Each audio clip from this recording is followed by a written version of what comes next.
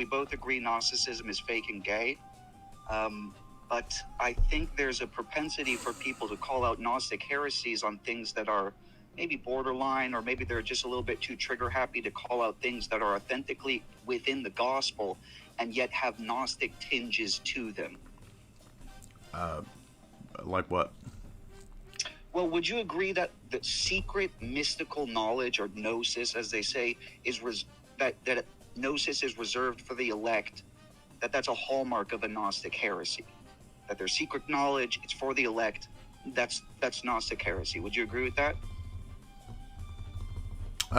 In a general sense, but I mean, even just the word gnosis, I mean, that's used in many church fathers in the East because it just means knowledge, or those that have knowledge. So there's a true sense in which there's true Gnostics who are the Orthodox, and then there's the false sense in which there's the many sects that Irenaeus talks about in the first 200 pages of Against Heresies that follow all these different so-called secret teachings. So in that secondary sense, yes.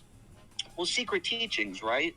And yet in Luke 8:10, it says, to you it has been given to know the secrets of the kingdom. That's why I just made the distinction.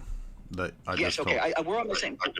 Yes. So I don't think there's a disagreement there. I just hope that highlight that, the Gnostic heresies that we rightly point out, they do have precedence to some extent, largely in John, the Gospel of John. No, the Gnostic heresies don't have a precedence. They read into those passages what they think those passages mean.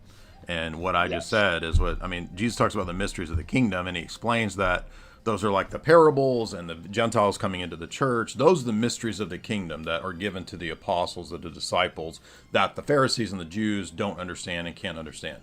It's nothing to do with aeons and the pleroma and all this stuff that the Gnostics say.